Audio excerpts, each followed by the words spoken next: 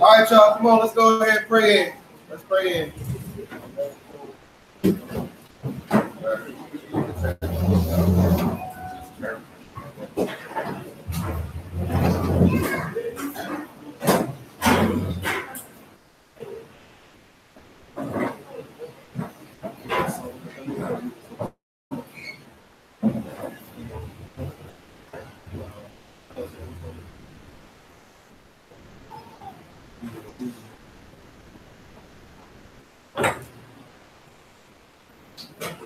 All minds clear? This is Deuteronomy, or Coveting, chapter 6, and verse 4. For anybody that's new, we're going to read over the scripture, and then we're going to repeat it in Hebrew. Then we're going to read over the commandments, and everybody going to repeat after me. All right? This is Deuteronomy of Coveting, chapter 6 and verse 4. Hear, O Yisrael, Yahuwah our Elohim, Yahuwah is one. Shema Yisrael. Shema Yisrael. Yahuwah Elohim. Yahuwah Elohim. Yahuwah Echad. Yahuwah Echad. It's Exodus, or Shemot, chapter 20 and verse 3.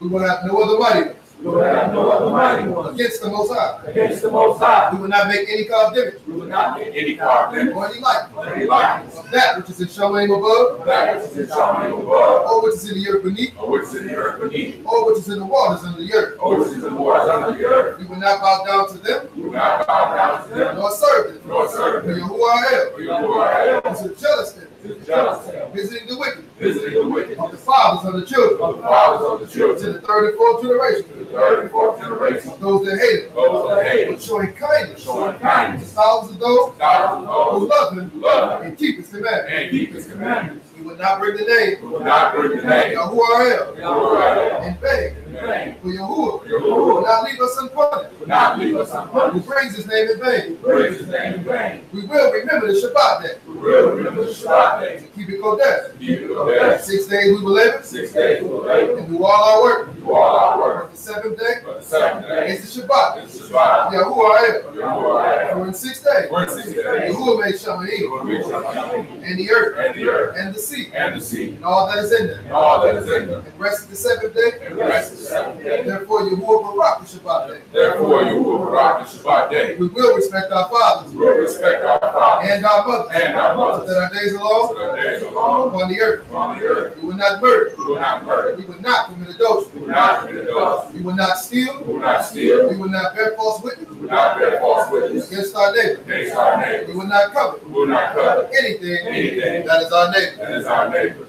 Father, Yah, we give thanks for this day, for the opportunity, Father, to gather together on one accord, Father. For your name's sake, Father, we pray that your word, Father, will come to us, Father, uninhibited and without obstacle, Father.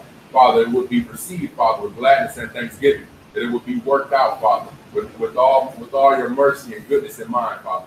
Father, we pray, Father, that you will give utterance unto the speaker and understanding unto the hearer, so that we all may be doers of your word. Father, all these things we pray and we give thanks. So be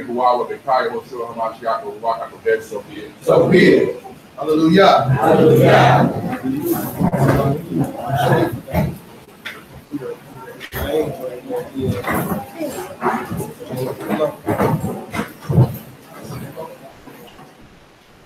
Mark, a song. Be a song.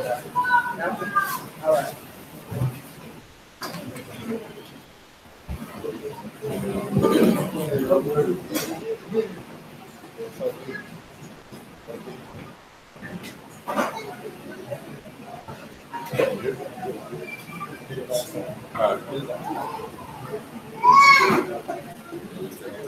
Shabbat shalom. Shabbat shalom. How's everybody today? Just all right? Great. Y'all sure? Oh, no, y'all was solid. Yeah, I'm all right. Shabbat shalom. Shabbat shalom. How's everybody today? Great. That's more like it. That's more like it. All right. So first things first, before we get into the lesson, we want to make sure that we welcome everybody who is visiting us for the first time. So if you wouldn't mind standing, introduce yourself, just letting us know who invited you, how you happen to be with us today. If it's your first time.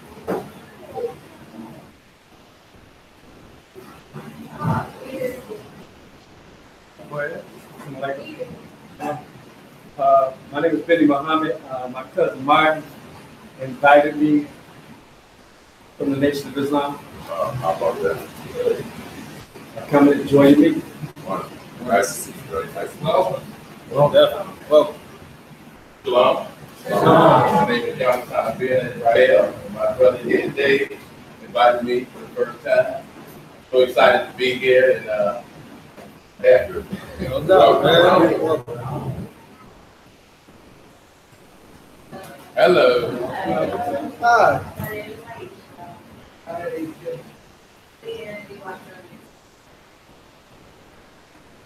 Okay. Well, welcome. Let me ask you guys this, brother Ben. Now, you said you visited from Nation of Islam, right? Yeah. Okay. So how much like Israelites have you been exposed to? Is this like your first kind of time, kind of like breaking bread with Israelite brothers? Well, my teacher, Mr. Lafar, he befriended the family in Jamal, Israel. So that's my contact. Okay. And how about you, bro? How long have you been studying? How have you been dealing with? Yeah. You don't gotta stand. Okay. They've here been helping me well over a year. Okay. Just asking a ton of questions. Okay. And the guidance been great. Okay. And light went off. I knew it was true. Okay. Yeah. Gotcha. Familiar. All right. How about you, sister? How long ago was this that you kind of first was intrigued by what you saw? Yeah, Last week?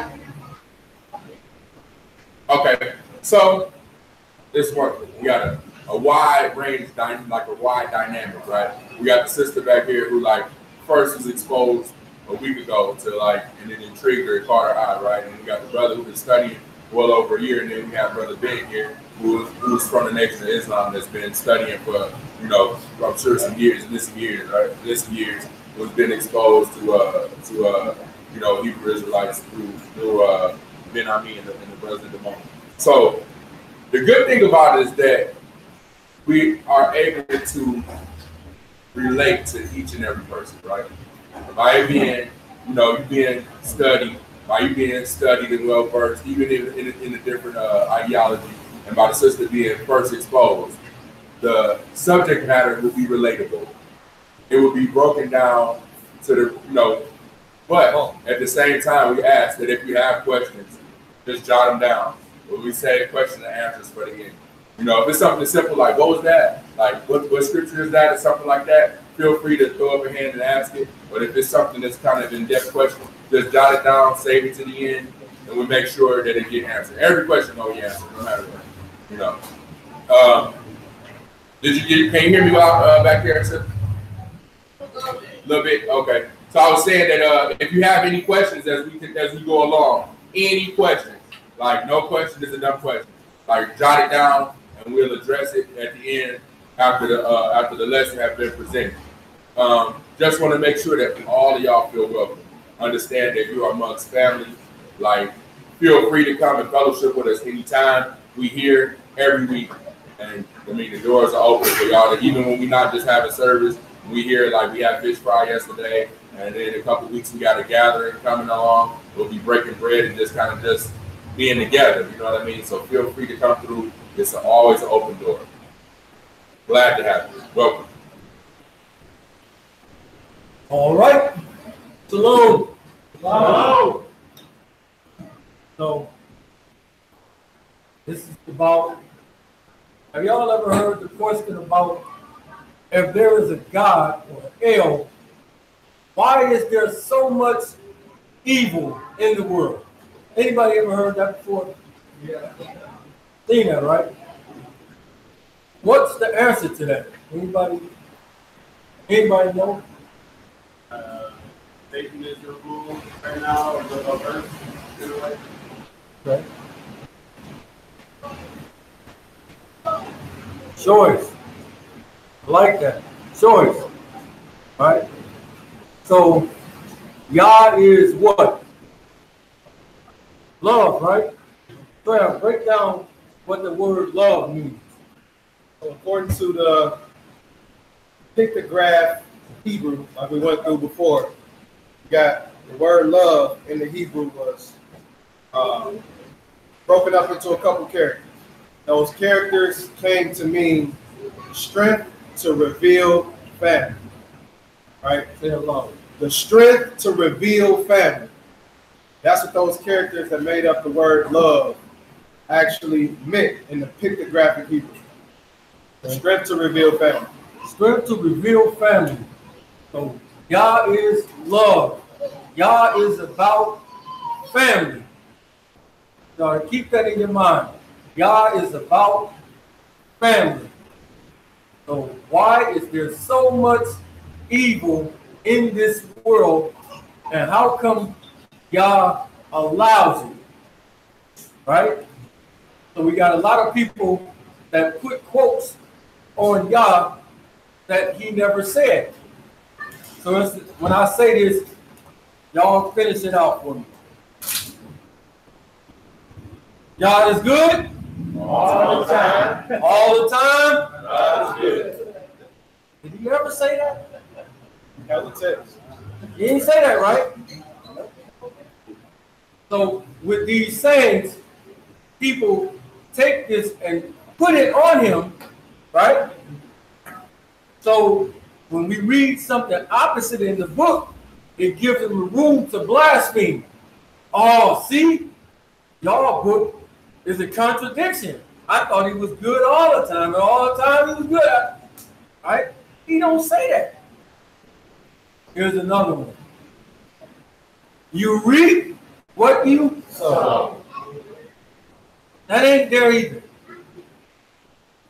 They say, well, see how that baby reaped something that ain't there.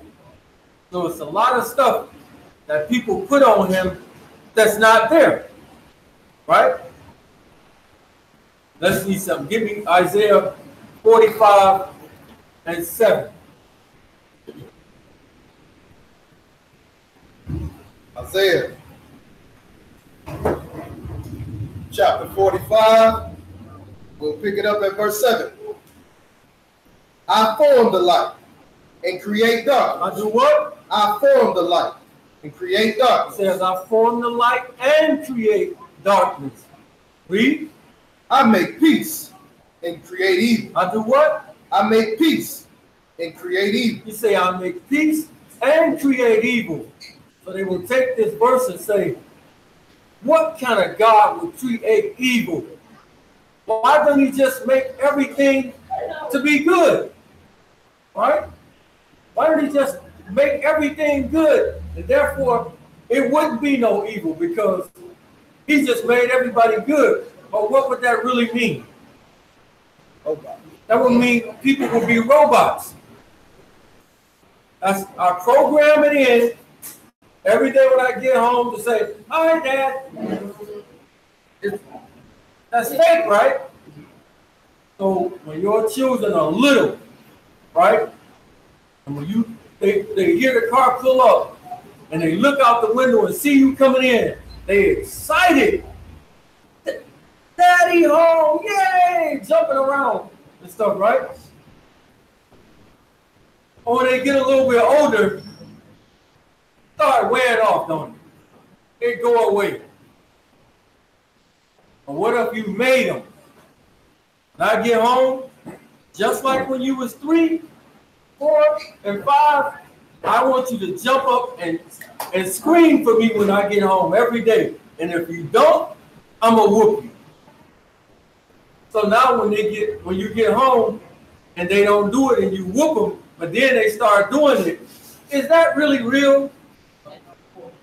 That's fake love, right? That's really not no choice, right? It's fake love. So Yah gives his creation choice to make, right? You can choose to do this and choose to do this, but I'm going to put it out there for you. And I'm going to tell you which one to choose. I ain't going to leave it to chance. I'm going to tell you which one is the best for you. All right? Give you the consequences up front. We can see. Let's get Deuteronomy chapter 30.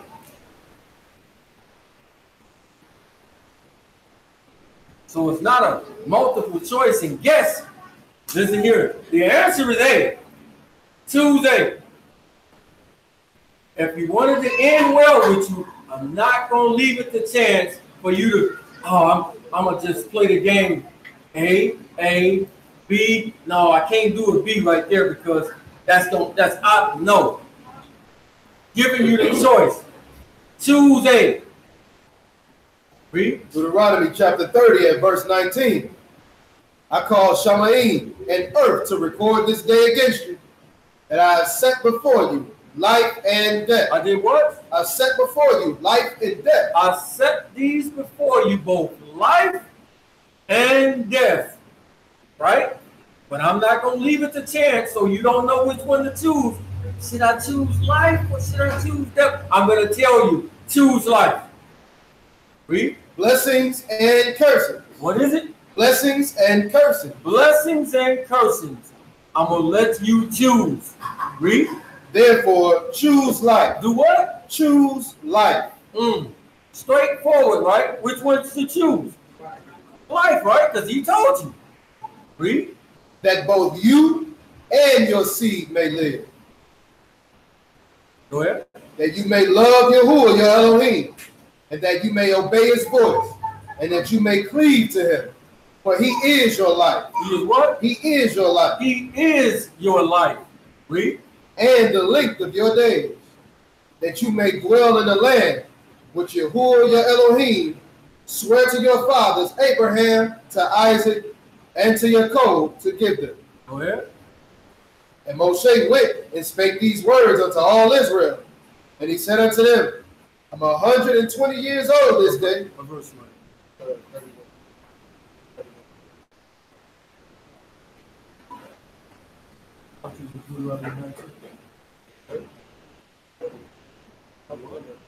Oh. Go back to verse 19. 30 and 19. Deuteronomy chapter 30, verse 19. And I call Shamaim and earth to record this day against you, that I have set before you life and death. What is it? Life and death. Life and death. Read. Blessings and cursings. Therefore choose life. Do what? Choose life. Therefore choose life. All right, so clear a choice. Let's see. You do everything in patterns. Give me Genesis chapter 4. Genesis chapter 4, verse 6.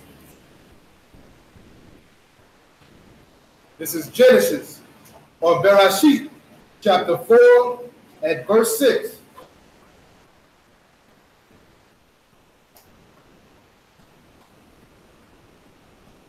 And Yahuwah said unto Cain, why are you wroth? And why is your countenance fallen? If you do well, shall you not be accepted? And if you do not well, sin lie at the door. What lies there? Sin lies at the door. Read that one more time. If you do well, shall you not be accepted? Right there, the choice. If you do as well, shall you not be accepted? Read. And if you do not well, sin lie at the door. And unto you shall be his desire, and you shall rule over him. So now you put the consequences out there.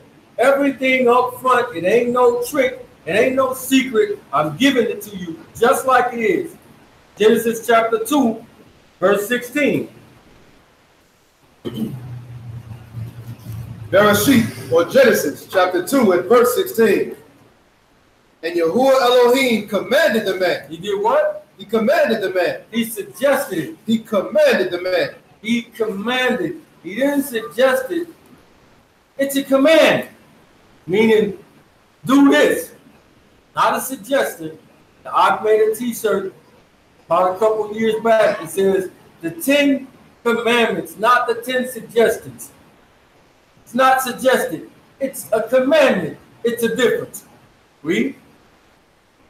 And Yahuwah Elohim commanded the man, saying, of every tree of the garden you may freely eat, but of the tree of the knowledge of good and evil you shall not eat of it. You what? You shall not eat of it. Is that hard to understand? We got to interpret that for you or what? Read. You shall not eat of it, but in the day that you eat thereof, you shall surely die. You shall what? You shall surely die. Again, command the consequences. No secret to it, right? Now, let me ask y'all, what determines what's good and what's evil? Is what? His law tells you what's good and what's evil, right? So, if there is no power or El, who determines what's good and what's evil? Because atheists would say that there is no God, there is no power, right? So who determines what's good and what's evil? So if there is no law or nobody to say what's good and what's evil, then what's evil to me may not be evil to you, right? It's all opinion. So I would say, I would ask an atheist, you mind if I be with your wife and your young daughter? You would be mad. Are you crazy? You can't touch my daughter. Why? Because it's wrong. Who determines if it's wrong? If there's nobody to say what's wrong and right. Right? You. So, okay, he might be all right with that. But the next guy would say, what if can I kill you? No, killing is wrong. Who determines that that's wrong? People kill every day, right? So it's obviously not wrong to them. Person to say, well, old 50-year-old man come to your house to get your young son. I would like to date him. No, that's wrong. Who said that that's wrong? Right? Y'all see the point? Who determines that this is wrong? So it will be up to every individual to say, well, I think sleeping with little boys ain't nothing wrong with it. But you say that it is. So if there is no God and there is no power, then everything is up to the individual, and that comes out to Satan's law. And what is his law? Do as you will. Right? Because there's no rules, it's a free-for-all. Whatever makes me happy, that's what I'm going to do. That don't work. Because now we're going to have a society that just because I don't like it, he going to come do something that I don't like, and I'm going to have to kill him, right? But there's no consequences to it, and vice versa. So Yah's law determines what's right and what's wrong. Murder is wrong because he said it's wrong, right? Just that simple, right? So let's see. Let's get Genesis chapter 3, verse 4. Bereshit, or Genesis chapter 3 at verse 4. And the serpent said unto the woman, you shall not surely die. You shall what? You shall not surely die. But Yah told you that if you eat from this tree, you're going to die. Not a riddle, nothing hard, straightforward. The day you eat from this, you're going to die. Read. For Elohim do know that in the day that you eat thereof, then your eyes shall be opened, and you shall be as God. You shall be what? You shall be as God. You shall be as gods, or like God. Now, keep that thought. Get Isaiah 14.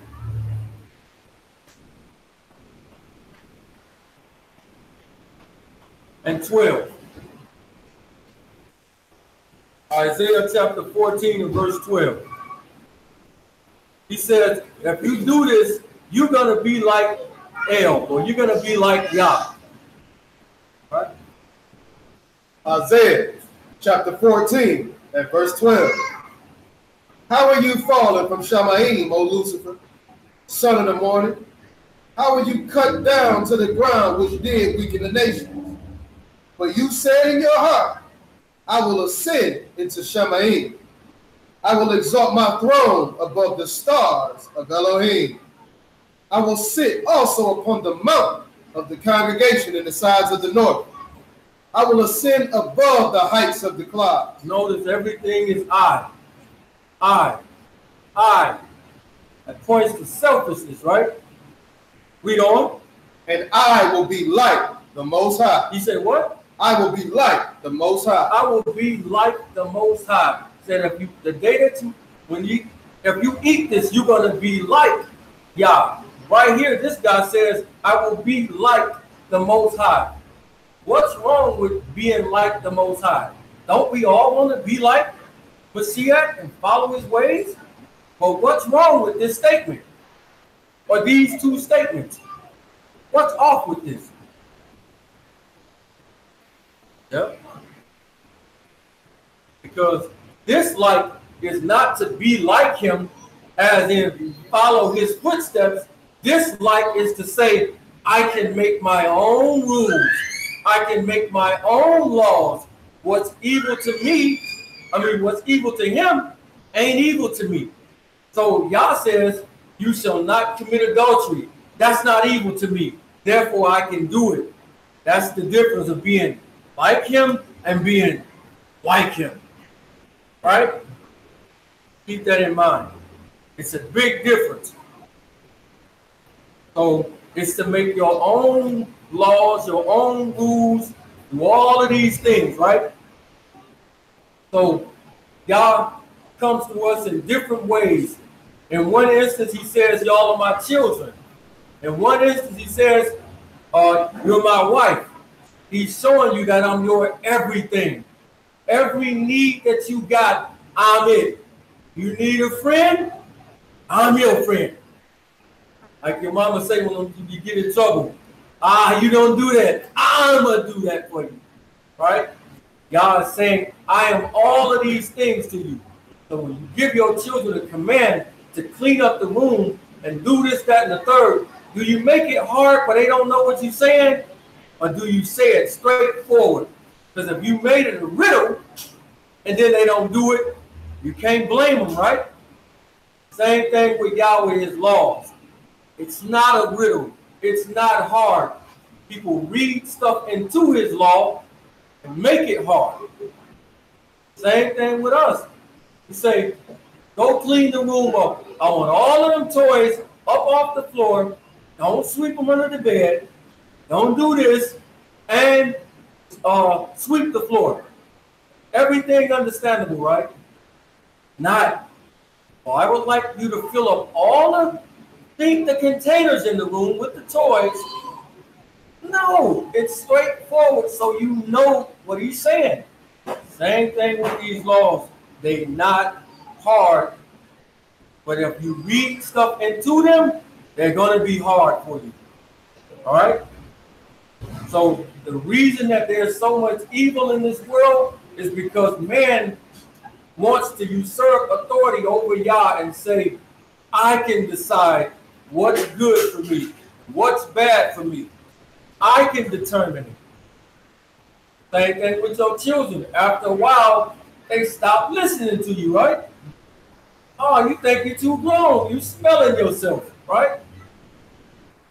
Then you have to let them go and let them experience this on their own to see. Now you got to go out and bump your own head over and over just to get it right. So you realize, man, mama and daddy was right on all this stuff. I done went through all this heartache that I didn't want to listen. Same thing with Yah. If we follow his laws, statutes, and commandments, there would be zero evil in the world. None. There wouldn't be no need for police. There wouldn't be no need for armies. There wouldn't be no need for weapons. There would be no need for locks. There would be no need for alarms. You could leave your doors open. Not when I get ready to go out of town. hey, we're going to be gone for a couple of days. I need you to watch the house. Go over there and act like somebody in there. It wouldn't be no need for none of this if we simply follow what he laid down, which is his 10 commandments. It's all about family, right? Because we just like little children to him. Let's get Exodus chapter 20. Yep.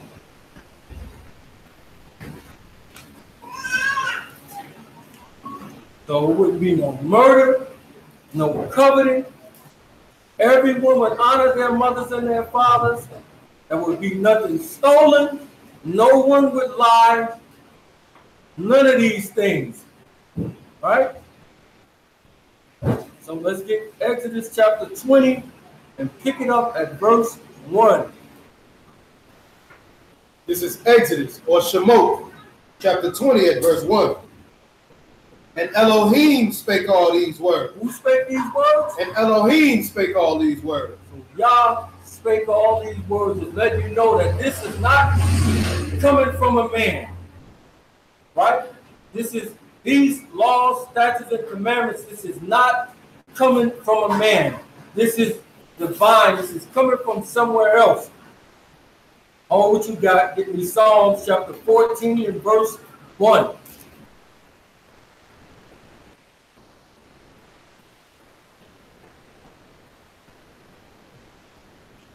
The book of Psalms, Telahim, chapter 14 at verse 1. The fool hath said in his heart, there is no God. There is what? There is no God. Who said this? The fool have said in his heart, there is no God. The fool have said in his heart that there is no God. Because the fool wants to do what he wants to do. Right? Because this law is going to mess him up from doing what he want to do. This sister, she used to go hard for Yah. I noticed in a couple of her pictures, she was looking kind of manly, right? All of a sudden, she denounced Yah quick. And I couldn't figure it. I'm like, she be going hard for him every day. Every day. And all of a sudden, she just put it down. I don't believe in no sky daddy and none of this stuff. I'm like, a day later, she's like, well, now since y'all know that I don't believe that y'all sky daddy no more, none of that stuff, I'm going to just let you know I like men and women. His law won't let you do that. So you got to get rid of him. Right? That's why she got rid of him, because his law forbids what she liked doing. That's what a lot of people do. That's what a lot of people do. Read that one more time. The fool hath said in his heart, there is no God. The fool have said what? The fool hath said in his heart, there is no God. They are corrupt. They are what? They are corrupt. They are corrupt. They have done abominable works, and there is none that do good. So homosexual, is that an abominable work? Absolutely. Yah is about family. If everybody went homosexual, the world would die out after a couple of generations. Right? Let's go back to that Exodus 20, verse 1 again. So we know who this is coming from. Exodus chapter 20 and verse 1. And Elohim spake all these words, saying, I am Yahuwah your Elohim, which have brought you out of the land of Egypt. You get what? Brought you out of the land of Egypt. So now he's like introducing himself to the people. I'm the one that brought you out of Egypt when you was in slavery. That was me that got you out. You should be grateful. Y'all was in there crying and going on. I stopped that and got you out. Read. I am Yahuwah your Elohim, which have brought you out of the land of Egypt, out of the house of bondage. You shall have no other gods before me. You shall what? You shall have no other gods before me. You shall have no other else before me. right? So again, take it as this is talking to his wife, right? He said, I'm married to you, Israel. So take it in that capacity. When you get a wife and she keep coming home bragging about some other dude, how that make you feel? You don't like it, right? Especially after I done saved you and dressed you up and pulled you out the mud, and you keep coming in and talking about old dude down the street. All right? I don't like that. Don't have nobody else before me. I'm laying it down to you right now before I give it to you. I'm letting you know I don't like that. Read. You shall not make unto you any graven image. Any what? Any graven image. Any graven image. I'm going to touch this stuff lightly because I'm going to go over it in depth later. But he says, you shall have what? You shall not make any graven image or any likeness of anything which is in Shamayim above, or which is in the earth beneath, or which is in the water under the earth. What? Well, read that last part again. Or which is in the waters under the earth. Go ahead. You shall not bow down to them, nor serve them. For Yahuwah your Elohim is a jealous Elohim. Is a what? Is a jealous Elohim. Just like a husband. Don't mention the name of this other person, these other fake gods that y'all was worshiping in Egypt. Don't come in here bringing them up to me. They're nothing. They didn't save you. I saved you. But what y'all is saying, I'll show this later in another lesson, is if you give anything, any person, any reverence over me in my place, worship any object in my place, put anything in my place, this is idolatry. If you put a person over me, this is idolatry. Right? Now, a lot of people just think about the Catholic Church and those type of idols, right? But it's deeper than that. So if you got a woman that you in love with, or a man that you in love with, and you say, I can't live without him. He's my everything. Oh, I don't know what to do. That's my everything. I can't live without this person. What is that? You made this person an idol. You saying this is your everything. You will put this person over Yah. I can't live without this person. That's an idol. This will separate you from Yah. That's an idol. I know a lot of people don't think this, but it is. Pick it up at that last verse. Verse 4. Or you want me verse 5? You shall not bow down yourself to them, nor serve them. For Yahuwah your Elohim is a jealous Elohim. Is what? Is a jealous Elohim. He's a jealous Elohim. Read. Visiting the iniquity of the fathers upon the children, unto the third and fourth generation of them that hate me. So let me show you what I mean if you put something over him. Get Matthew chapter 10, verse 37. Matthew chapter 10, verse 37.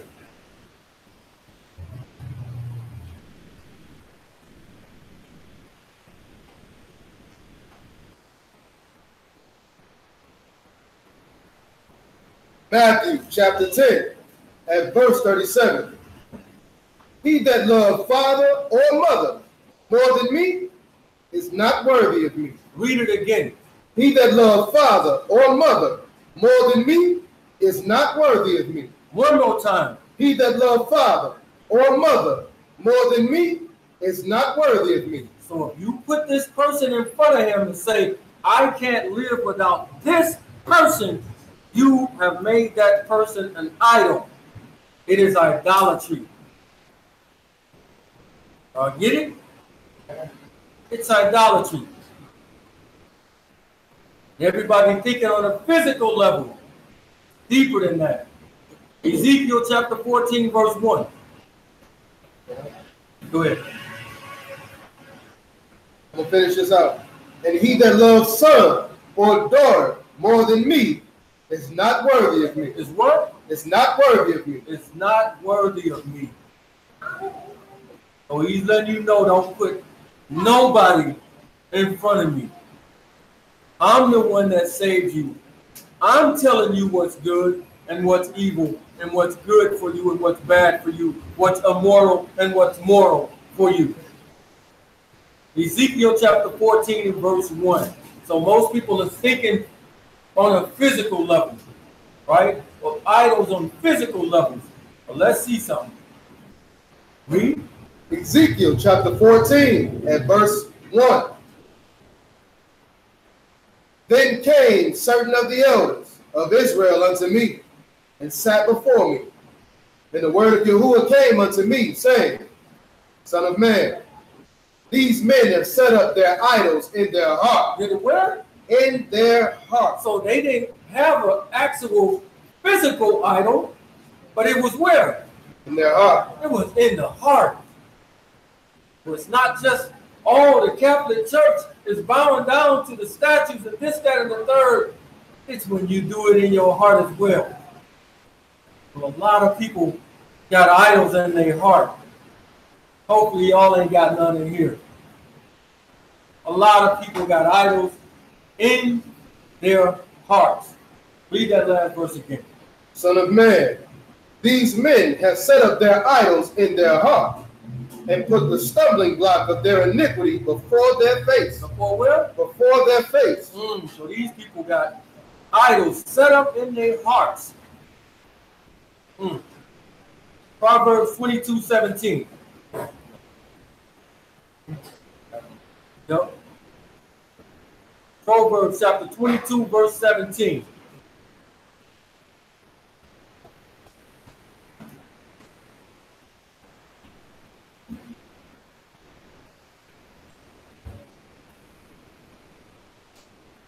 Proverbs chapter 22 and verse 17.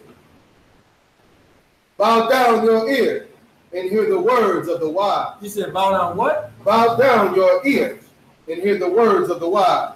So if you can bow your ear, think you can bow the heart? But you said these people set up idols where? In their heart. In their hearts.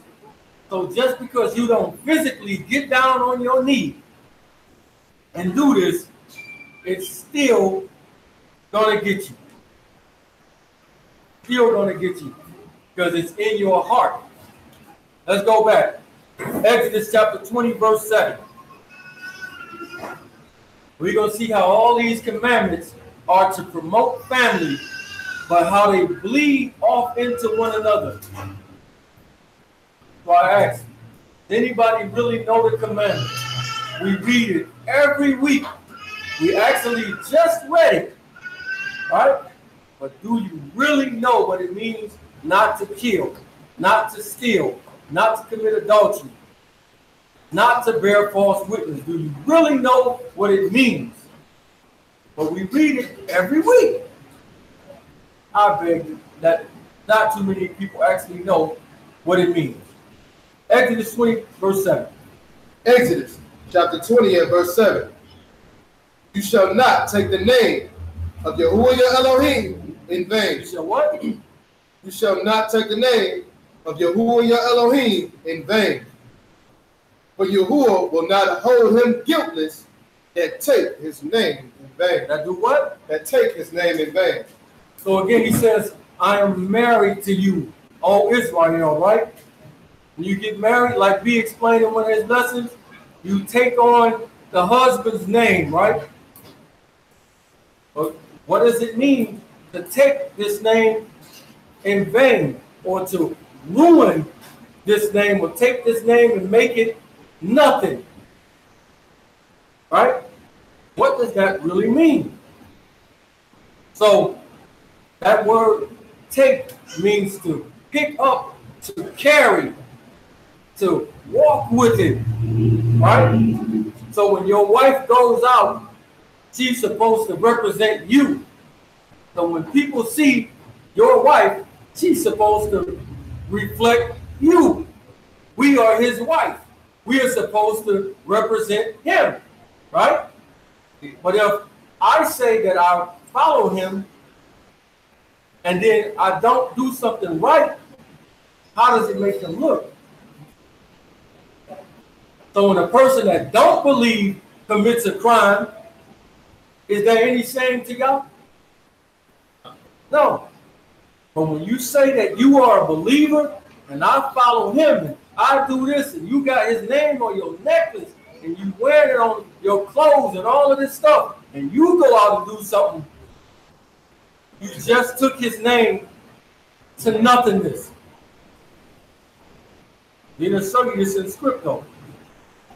You just took his name and made it nothing. So let's get, hold this, we're coming back. Let's get 1 Corinthians chapter 11. Pick it up at verse 2. This is one of the most misunderstood scripts in the Bible. Hopefully we can show you what it means today. Oh, no, not this one. This is for everybody that asks on the chat too. Yeah. That's why he's breaking it right now. 1 Corinthians chapter 11 at verse 2. Now I praise you, brethren, that you remember me in all things and keep the ordinances as I deliver them to you. But I will have you know that the head of every man is Mashiach. So what is your head? Or who is your head? Mashiach, right? That's what it say, right? Read. And the head of the woman is the man. And the head of Mashiach is Elohim. Go ahead. Every man praying or prophesying, having his head covered. Having his what covered? His head covered. Who is your head again? Yeah. So having your what covered? Head covered. So is this talk about your physical head or what? Having my waves covered. Talking about having Mashiach covered. Any man praying or prophesying, having the Messiah covered. Just told you in the verses before what head he's talking about. Why does everybody flip and say that this is talking about your physical head? Just that quick. He just explained to you what head he's talking about. Read it again. Every man praying or prophesying, having his head covered, dishonored his head. What verse what? Verse 4. Let me go back there. You good. Dishonor his head. Now jump down to verse 7. We'll bring some light to it. Verse 7. For man indeed ought not to cover his head. You shouldn't cover the Messiah. So when these groups is out on the streets yelling and cursing, you stupid white bee, you the devil. And do you see the Messiah when they doing that? Absolutely not. In any way, shape, or form, that don't look like that have nothing to do with the scriptures, right? But if you do the work, the people are supposed to see him in you. But if they go out and do what they doing and cursing people out, and the nigger woman, you're nothing, and the Lord gonna kill all of y'all. Do you see him? Absolutely not. No. But you're supposed to represent him when you are out.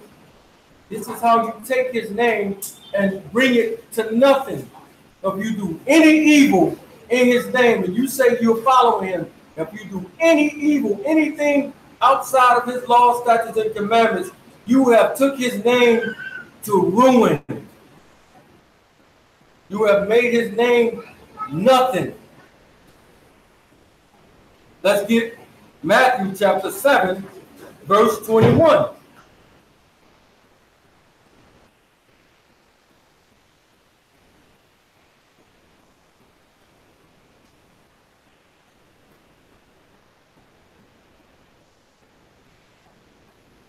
Because these people believe that they're working on behalf of Yah. They're doing it, these people that's out here angry and cussing these people out, they believe that they are doing the work. And they're doing it in his name. All of these people on TV are doing this stuff in his name. Name don't just mean name, it means character, reputation, right? So all these people, I got a prayer cloth for you. It's got the blood of Jesus on it. You are bringing his name to nothing.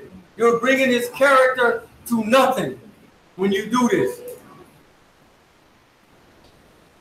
Go ahead. Matthew or Matthew chapter 7 and verse 21.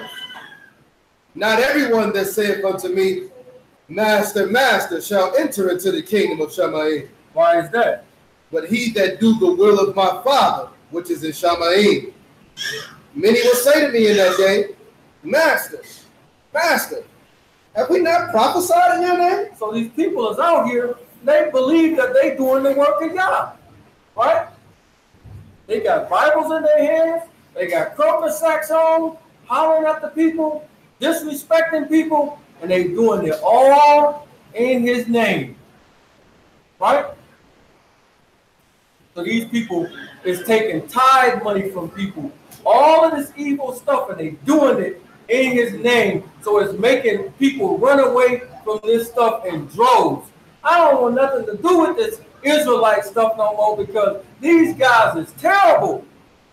No, I ain't the only one seeing it, but it's happening on a daily. More and more people is leaving it due to these people. Read. Have we not prophesied in your name? Have we not went out to a white neighborhood and called them people the devil, and then they call the police on us and we act like we innocent? Doesn't make any sense. I'm going to go out, not to a neighborhood, a black neighborhood. I'm going to go out to where I know that it's all white people at, and I'm going to call them the devil, film this out. Look at Esau messing with me. That don't even make sense. That don't even make sense. People that you trying to reach. Exactly. Makes absolutely no sense. Pick it up where you left off at. Have we not prophesied in your name? And in your name cast out devils? Did what? In your name cast out devils? So it's showing you that these people that he's talking about are supposed to be doing the work. Right? Go ahead. And in your name done many wonderful works. Then will I profess unto them, I never knew you. I what? I never knew you. I never knew you. I don't even know you. But we're not out there doing the work. When we out there waking Jake up, when we doing this, you're going to tell him in that day, I never knew you. You bringing my name to nothing, to ruins. People don't even want nothing to do with this stuff no more because these people has taken his name to nothing and made it nothing. I might as well stay in church. Let's go back. Exodus 20:7, one more time. We got to find out what this means. Exodus chapter 20 and verse 7. You shall not take the name of Yahuwah your Elohim in vain, for Yahuwah will not hold him guiltless that take his name in vain. So I'm going to read this from a different version. It says, you are not to misuse the name of Yahuwah, your Elohim, because Yahuwah will not leave the one who misuses his name unpunished. Sound a little bit clearer? Once again, you are not to misuse the name of Yahuwah, your Elohim, because Yahuwah will not leave the one who misuses his name unpunished. In Exodus chapter 34, verse 7. That's ISB, exactly. Way deeper. Exodus chapter 34, verse 7.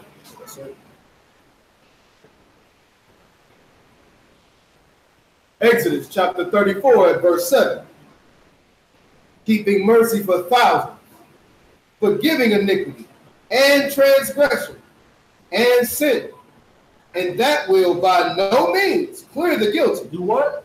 By no means clear the guilty. Visiting the iniquity of the fathers upon the children, upon the children's children, unto the third and fourth generation. So when it's saying hold them not guiltless, it means he will not clear them. The sin will remain on you. That's what it, when you read in the KJV, it kind of leaves the gray area like, I will hold them unpunished. But what it's saying is, I'm not going to clear them of this sin that you have did. It's going to be on you. If you misuse my name and go out and do stuff in my name and do evil with it. We're going to see how this is going to trickle down though. Let's go back, Exodus chapter 20, verse 8. Shabbat, we're going to touch it light. We're going to get into this one deeper as well. Exodus chapter 20, verse 8. Exodus, or Shemot chapter 20 at verse 8. So we can see the first three commandments is clearly about Yah, right?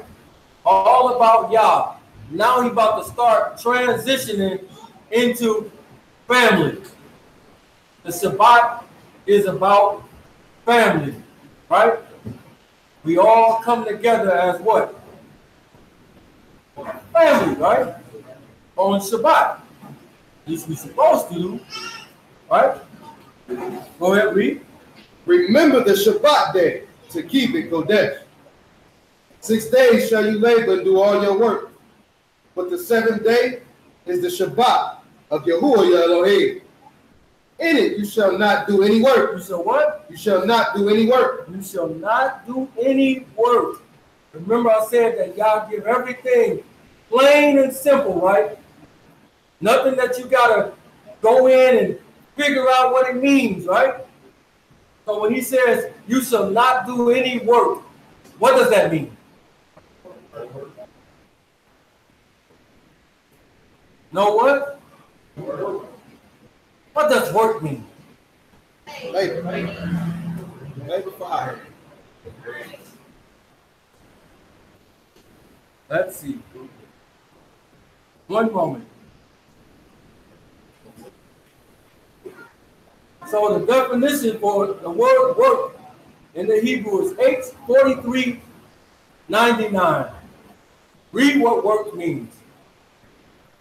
The word is malacha, and it's occupation, work, business. What's your occupation, Art? Shipping coordinator. You're a shipping coordinator. So according to this, don't do your shipping coordinator. What's your job, Art? Driving. A truck, right? Can't drive that truck today. What about you? Auto worker. Don't work at the plant today. You barber. Auto worker too, right? So, right? Don't do it. Go ahead. Even better. That boy said retire. Don't do that retired thing. Yeah, he acting like he the bird, man. He's stuck. Right? So, read all the definitions.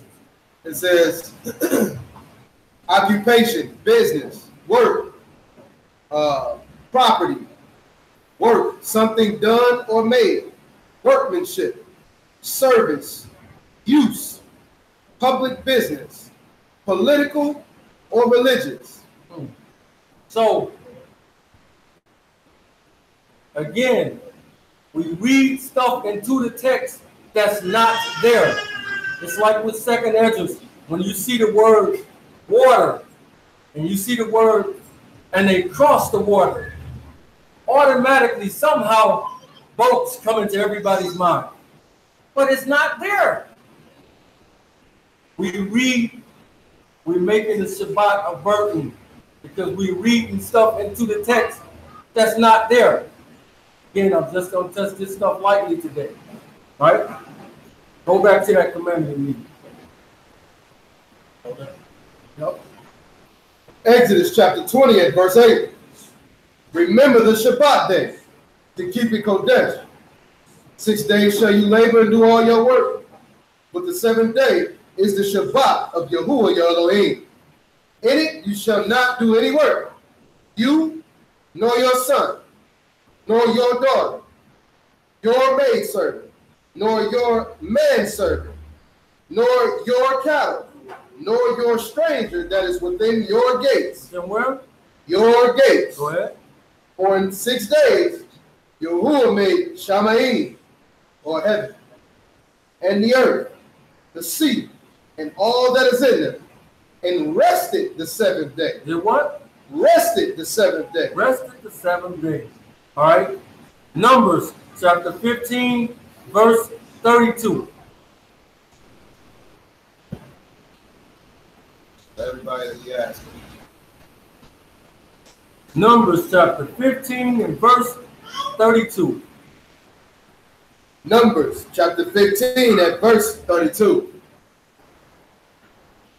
And while the children of Israel were in the wilderness, they found a man that gathered sticks. He did what? Gathered sticks. He gathered sticks. Upon the Shabbat. On what day? On the Shabbat. What does the Shabbat tell you not to do? Work. Work, right? What does it mean? Occupation, job, business, this, that, and the third. Tell you not to do that. So this man is doing what?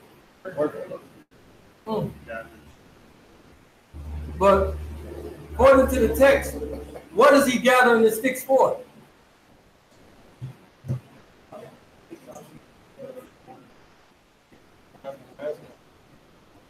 To cook. Are they what it said?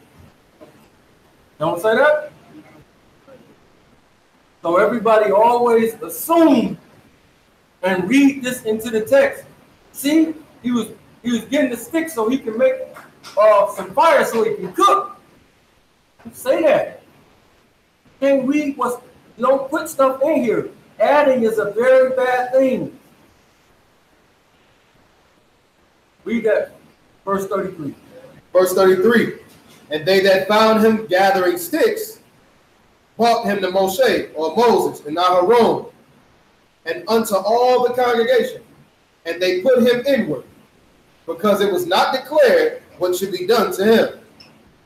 And Yahuwah said unto Moshe, the man shall surely be put to death. The what? Surely be put to death. He shall surely be put to death. Why?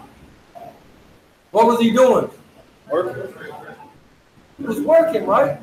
The picking up the sticks or the wood is the breaking of the law in itself.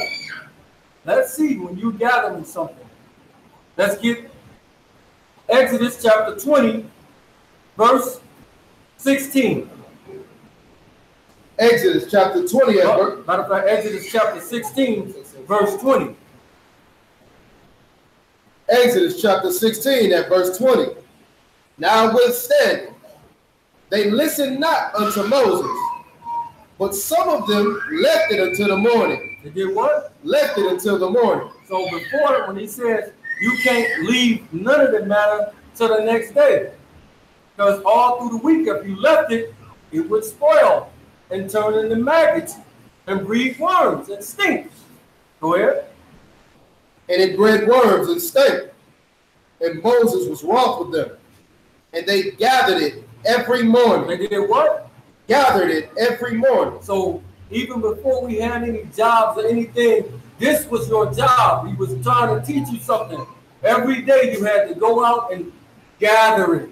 That was your work. He was testing you to see if you can follow his instructions.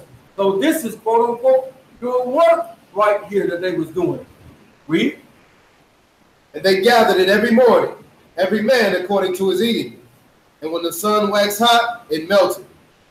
And it came to pass on the 6th day, they gathered twice as much bread. They did what? They gathered twice as much bread. So if they go out and gather it on the Shabbat, what would they be doing? Working. They would be working. Just like the man that was picking up the sticks. Now see? Read on. 2 omers for 1 man. All the rulers of the congregation came and told Moses. He said unto them, this is that which Yahuwah hath said.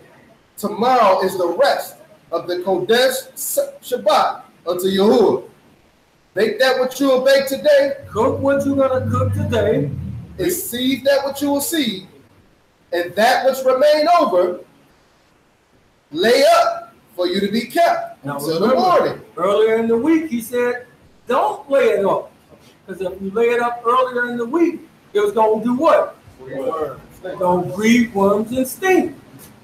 So whatever you're going to do, cook the part of it that you're going to cook today, bake the part of it you're going to bake today, and the part that you don't cook today, leave it for tomorrow. In that definition, they say nothing about not doing what? Read on. And they laid it up to the morning, as Moses bade, and it did not stink, neither was there any worm therein. And Moses said, eat that today. For today is the Shabbat unto Yahuwah. Today you shall not find it in the field. 6 days you shall gather it. But on the 7th day, which is the Shabbat, in it there shall be none. That's a what? There shall be none. Go ahead. And it came to pass that there went out some of the people on the 7th day. They did what? On the 7th day. What day? On the 7th day. And what did they go to do? To gather. Oh, so they was going out there to do what? To work. That's the breaking of the law right there. They went to work. This is what he tells you over and over. Every commandment that he's talking about the Shabbat, he keeps saying, don't work. Don't work. And we read other stuff into it to seem like we're doing more, but you actually doing the same thing scribes and Pharisees did. You add into it to make it seem like you're doing more. But all you got to do is what I asked you. That and nothing else. Right? All right. I said I wasn't going to go too deep in that, so I'm going to move to the next part. So, Exodus 20 and verse 12, I believe.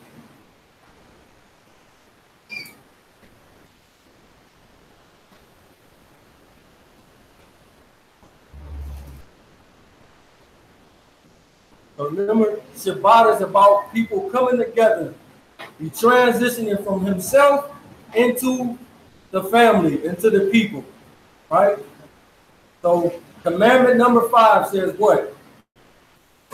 Exodus chapter 20 and verse 12. Exodus chapter 20 and verse 12. Honor your father and your mother, so that your days may be long upon the land which Yahuwah your Elohim give you. One more time. Honor your father and your mother, that your days may be long upon the land which Yahuwah your Elohim give you. So most see this as a commandment that would give you a reward. If I honor my mom and my daddy, this will make my days longer. Right? But notice one word that's missing in this. He don't say love your father and your mother. He uses the word honor. Somebody was in here just last week saying, man, my mama, woo, it's kind of hard. That's why he don't say it. He says, honor them. Right? Honor your father and your mother, that your days may be long upon the land. This is the only commandment that commands you to honor them. So no matter how bad they are, my daddy is crackhead, this, that, and the third, still honor him.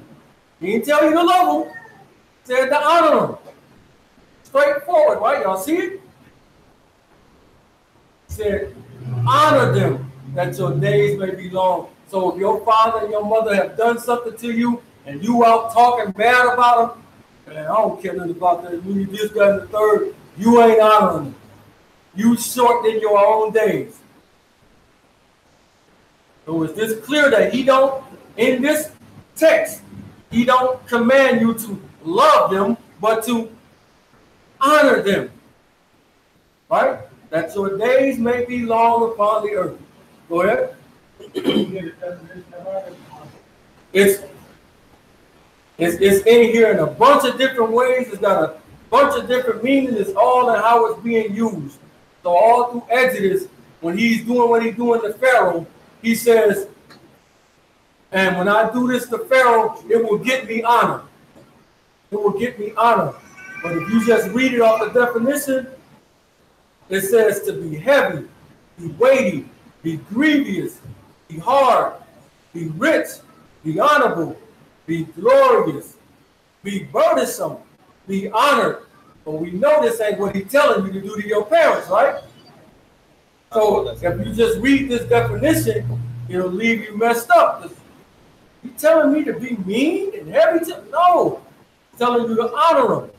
So it's the way that it's actually being used. How you talking about the hit the field?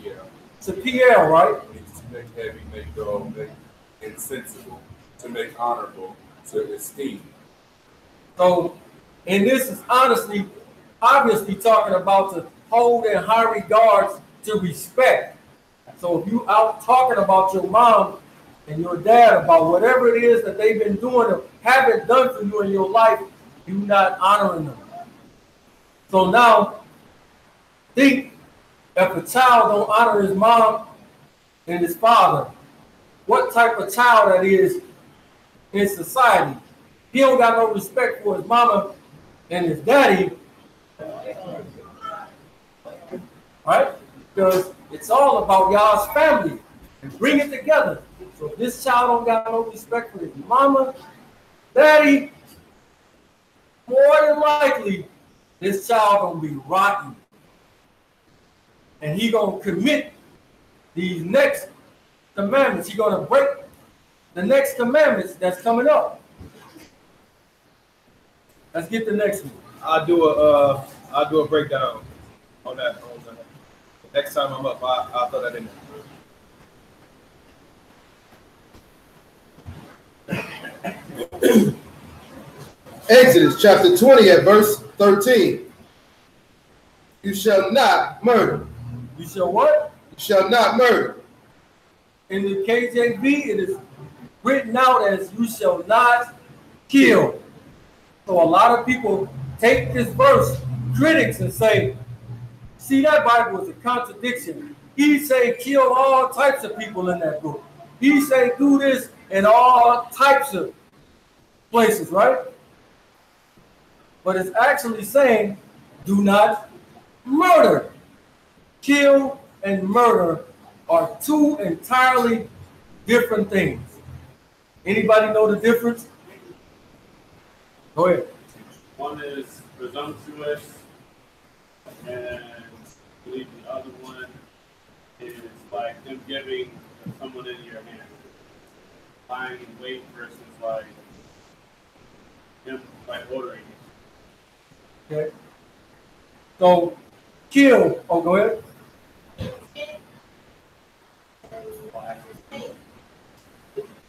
Right. So kill can go under all these different things, meaning to kill intentionally, accident, on purpose, legally, morally, illegally, or immorally. All these can be classified as killing. But murder has one meaning, meaning you intentionally, illegally took somebody's life. But that's what he's actually saying. Don't murder. Again, kill is not a good translation for this. So when he says, go in and smite all of Amalek and do this and this and this, he's not telling you to go in and murder them. the whole different thing when you go into it for what it is. But if you don't raise your child right and he don't respect his mother and his father, it's likely he gonna fall into this, right? And go out in the streets and start murdering people. This is why y'all got it in place. But we're gonna start to see how all of these things gonna start bleeding into each other as we continue it. Right? Read that one more time. Yeah. You shall not kill. You shall not kill. So let's show you an example. Get Deuteronomy chapter 19, verse 4. Because if it means do not kill, then you can't kill no animal to eat. Can't do a whole bunch of stuff. Because it would be considered killing.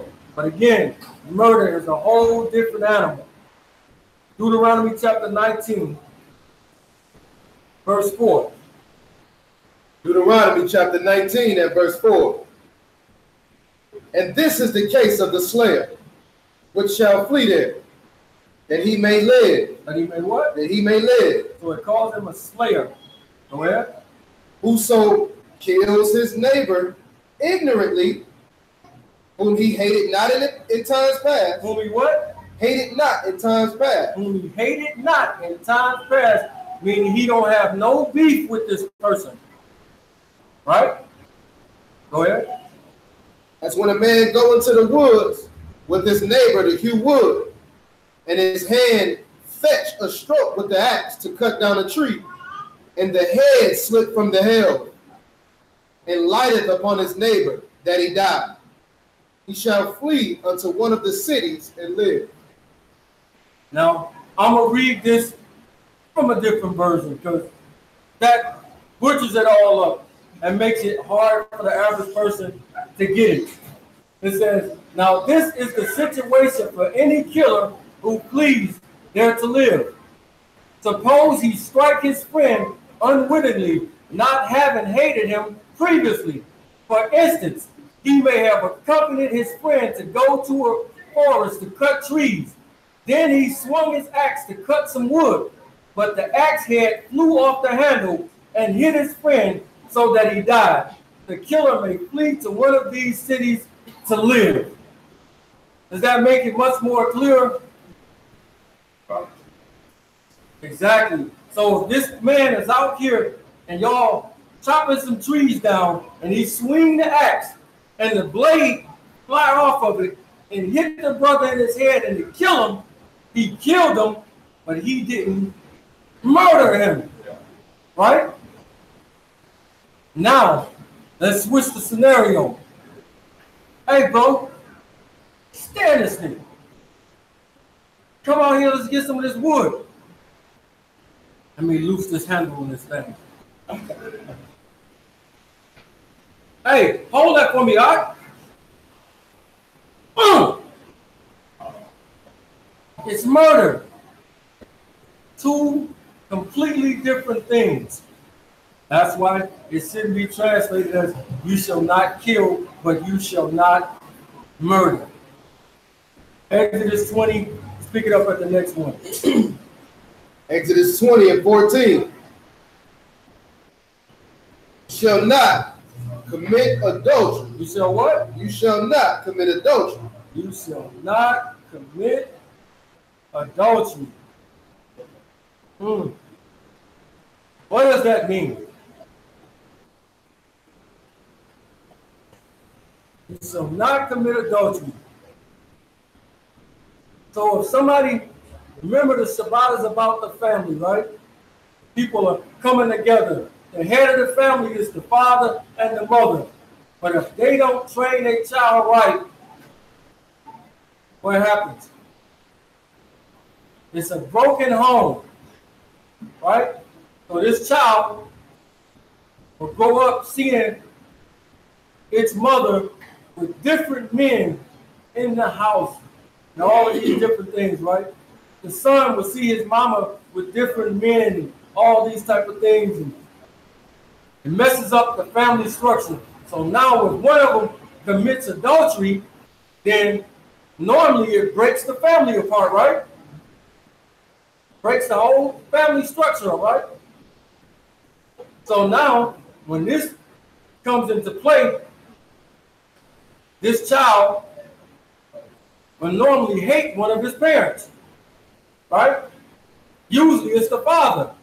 So if he hates his father, what won't he do? He won't honor him. It will cause him to break this commandment.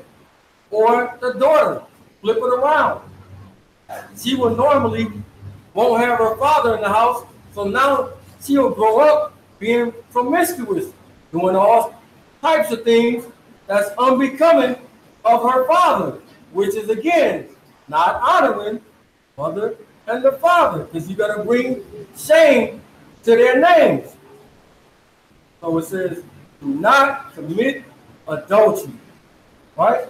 We're going to tie them all in a second. Read the next one. Shall not steal. You shall what? You shall not steal. You shall not steal. So all the other commandments are specific. Honor goes to your mother and your father. Murder. Don't murder anybody. Committing adultery is about a husband and a wife, right? But this commandment is open-ended. It says, you shall not kill, right? I mean, not steal, right? Not steal what? Anything. So this is the only one that's not specific to something. This one don't steal anything. So, for instance, when you go fill out the application and they give you that pen on that little clipboard. Oh, that's a nice pen. What you just do? As minute as it seemed, you just stole. Right? If a man commits adultery with another man's wife, what did he actually do? Stole his wife. He stole his wife. If a man murders another man, what did he just do? Stole his life. He stole his life. They all bleed into each other. Right?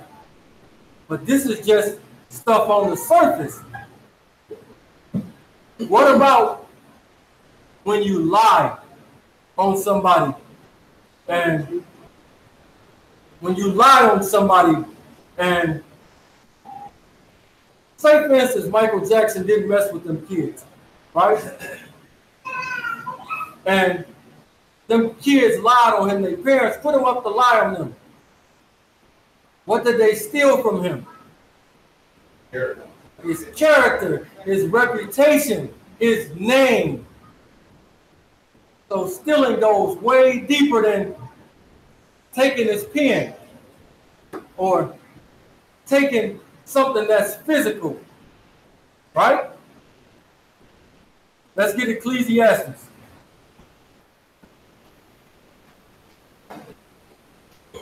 Seven and 1.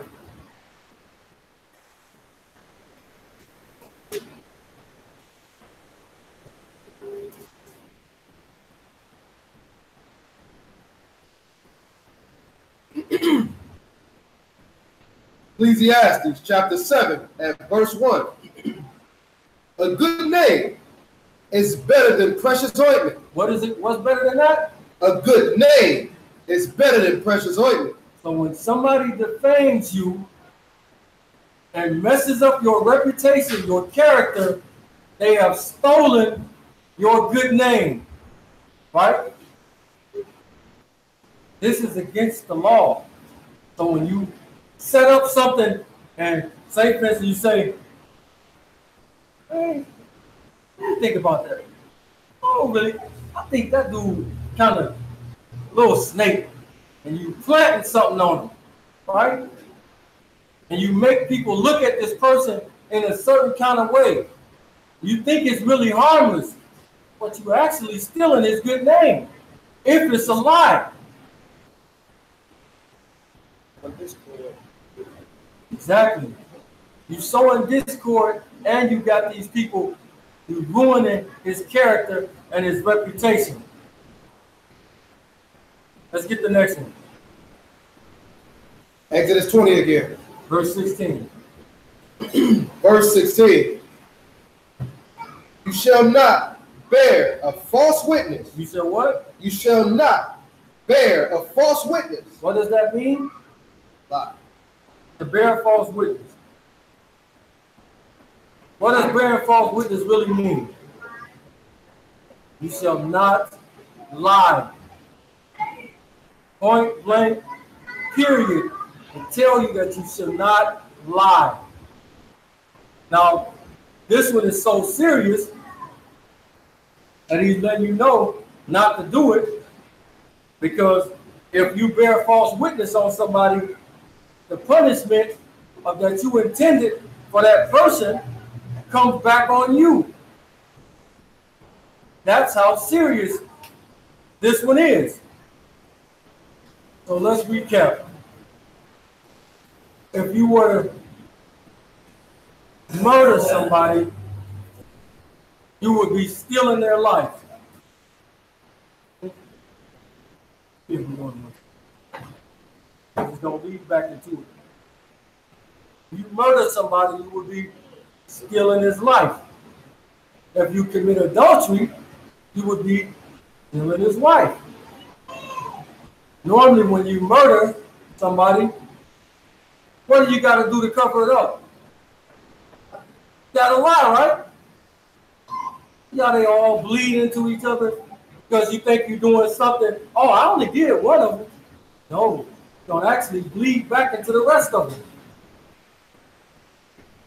So if this is a man of Yah and he say he works for Yah and he commits adultery, what did he do? What else did he do? He brought his name to nothing. Right? See how it all connects? He got it all in here. But if you didn't do any of these things that he told you not to do, where would the evil be at? There wouldn't be any. Let's get the covenant. Exodus chapter 20 at verse 17. You shall not covet your neighbor's house. You shall not covet your neighbor's wife. You shall not covet his manservant, nor his maidservant, nor his ox, nor his donkey, nor anything that is your neighbor's. So the rest of them cover behavior and not what to do. This one is about the thought. So when you get the thought in your head, then you act on it. But what does it mean to covet?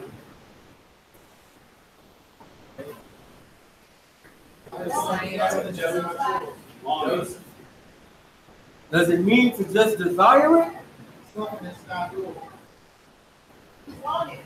You just desiring something that's not yours? Covet means I admire it, and I not only admire it, I'm going to take it. I'm going to get it. The same thing as lust. Not just lust. Lust, you can lust, but you don't say I'm going to go and do it. Covet, when you covet, it means I'm going to do it. Not just look and admire it and say, man, he got a beautiful wife.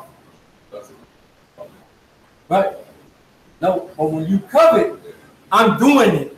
Not just sitting and doing it, looking at it and thinking about it.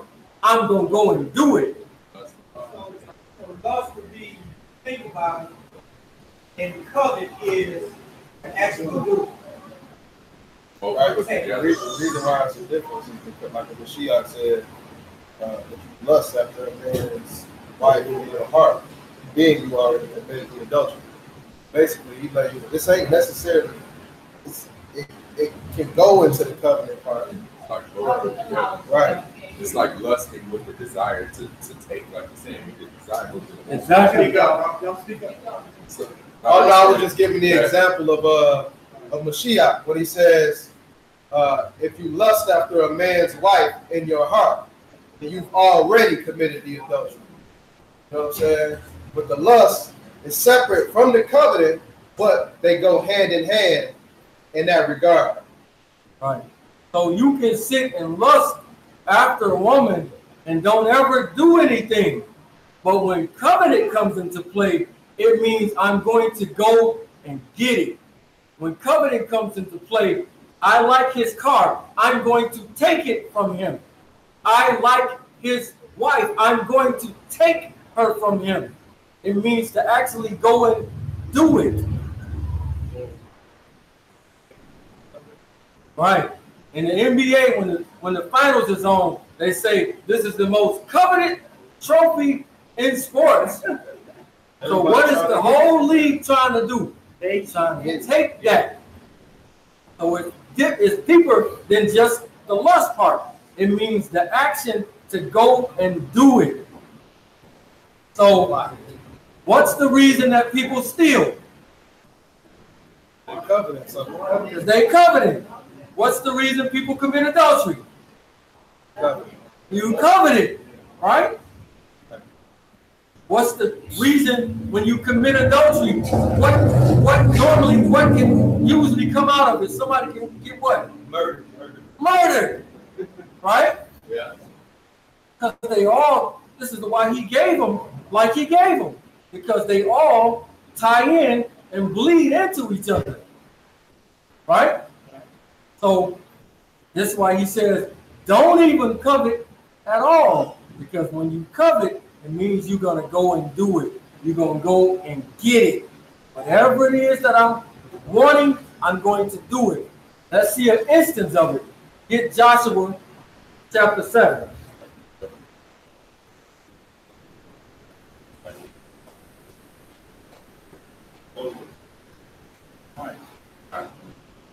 Yep. Exactly. Joshua chapter 7.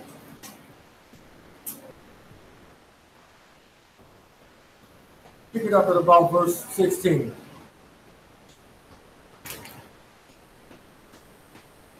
Joshua chapter 7 at verse 16. So Joshua rose up early in the morning and brought Israel by their tribes, and the tribe of Judah was taken. And he brought the family of Judah, and he took the family of the Zarhites. And he brought the family of the Zarhites man by man. And Zabdi was taken. And he brought his household man by man. And Achan, the son of Carmi, the son of Zabdi, the son of Zerah, of the tribe of Judah, was taken. And Joshua said unto Achan, my son, give, I pray you, esteem to Yahuwah, Elohim of Israel, and make confession to him. Tell me now what you done did. Hide it not from me. And Achan answered Joshua and said, indeed, I have sinned against Yahuwah of Israel. I did what? I have sinned against Yahuwah, Elohim of Israel. Verse 20. Go ahead. And thus have I done, when I saw among the spoils a good Babylonian garment. We saw what? A good Babylonian garment. Covenant starts in the mind. Go ahead. And 200 shekels of silver, and a wedge of gold. Now this was y'all stuff. We went over this stuff. This is y'all stuff right here. Read. A wedge of gold and 50 shekels weight. Then I coveted them. I did what? I coveted them. I just lusted. I coveted them. I coveted them. So now that he coveted them, what does he do? And took them. I did what? And took them. See, coveting is not just the desire. I'm going to do it. Right. Exactly. So that's the difference between just lusting, is you can lust after your wife or whatever the case may be. But this right here is a whole different animal. It means you're going to do it. Whatever it is, and it belongs to somebody else, and you covet, that means you're going to go and take it for yourself. Read on. I coveted them and So took now, them. since he coveted, it made him do what? Steal. Go ahead. And behold, they are hid in the earth. So he hid it, which means he was lying. Right? Don't bear false witness. So he hid it. This is a work, which means it is what? Iniquity. Iniquity, right? Read. And in the midst of my tent, and the silver under it. And Joshua sent messengers and ran to the tent. And behold, it was hid in his tent, and the silver under it. And they took them out of the midst of the tent, and brought them unto Joshua, and unto all the children of Israel, and laid them out before Yahuwah. And Joshua and all Israel with him took Achan the son of Zerah, and the silver, and the garment, and the wedge of gold, and his sons, and his daughters, and his oxen, and his donkey, and his sheep, and his tent, and all that he had. And they brought them to the valley of Achor. Go ahead. And Joshua said, why have you troubled us? And Yahuwah shall trouble you this day. And all Israel stoned them with stones. They did what? Stoned them with stones. So since he coveted, he stole, right? Coveted, he stole. Now his sin just brought his whole family to get what? Killed.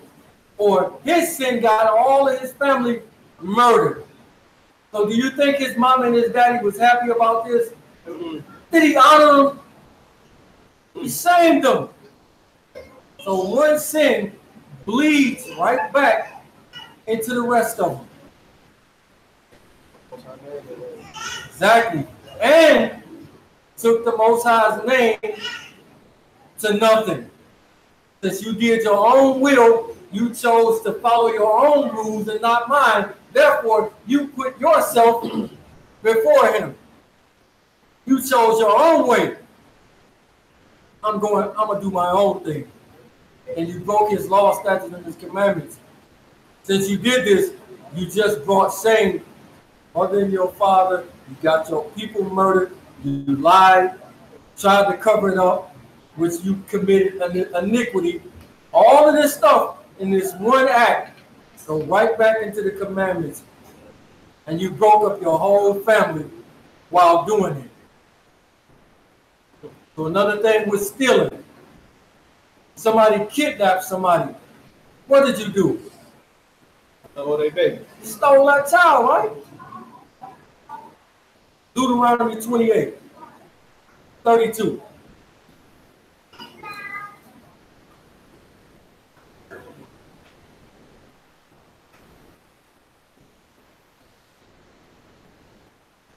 So if you covet, the coveting will cause you to commit adultery. It will cause you to steal.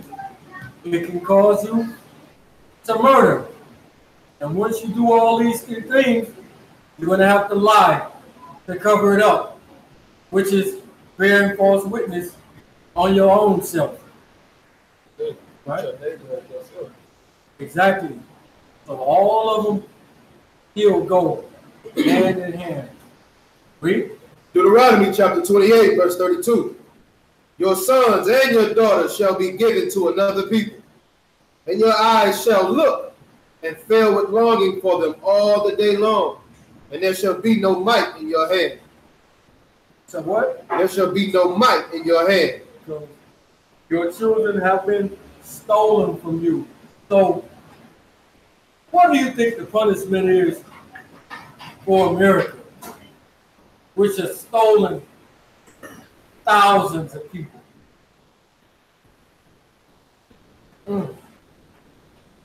Stolen thousands of people. Right? Another thing on the natural. If there's a guy standing at the gas station and he say, hey man,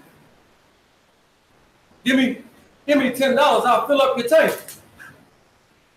What you just do if you get it?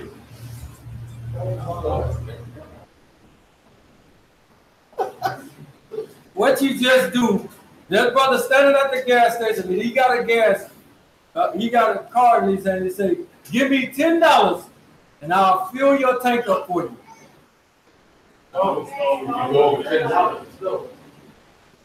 You do anything because you know that ain't his card. That's somebody else's. You're participating in a theft.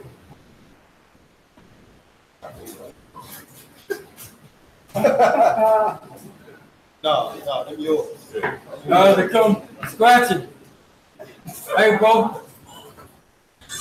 Got some cardies for you, bro. Give me $50. You know what it is. You know what it is. It's stealing. Because you know ain't no cardies for no $50. Where did you get them? Did you buy those? Did you purchase those glasses, guy that's scratching? Did you purchase those glasses from Somerset?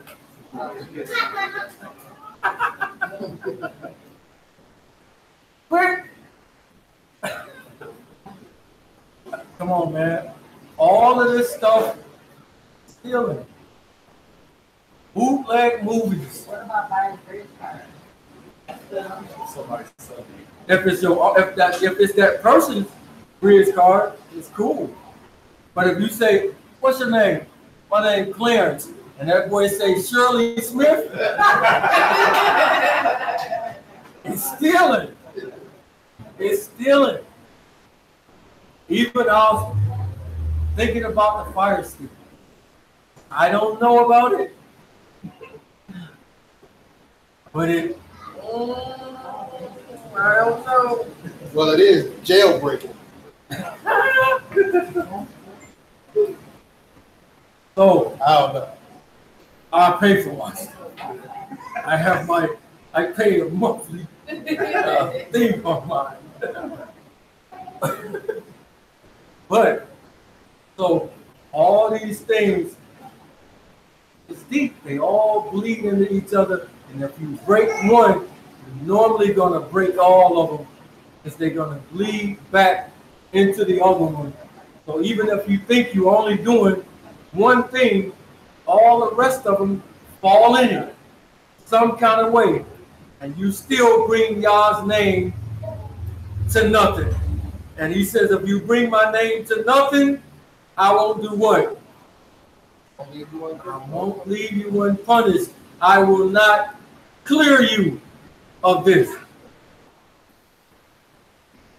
So again, if you didn't put anybody before the Most High, if you didn't bow down or make a graven image to worship, to do these things, if you honor your Shabbat, if you honored your mother and your father, if you didn't steal, if you didn't kill, if you didn't commit adultery, if you didn't lie, and if you didn't, what's the last one?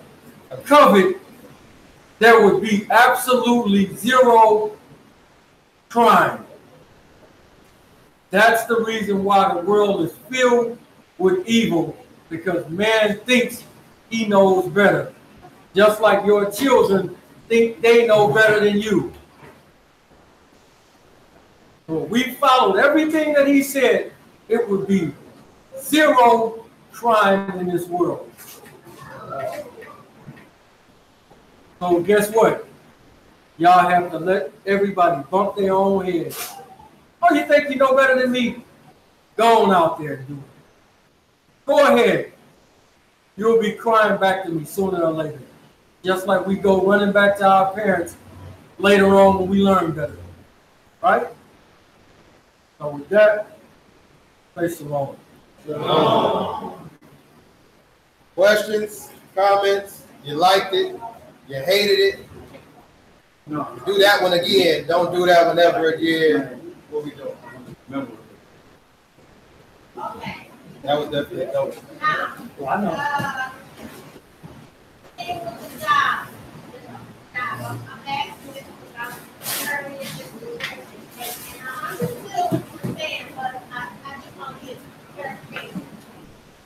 I got a job and I got an orientation. And then to watch the movie. Don't Shabbat. It's to do what now? Watch the movie. About the job. That's the number, right? Because it's about the job.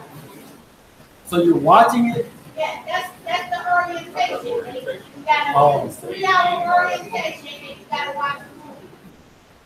But it's on the Shabbat.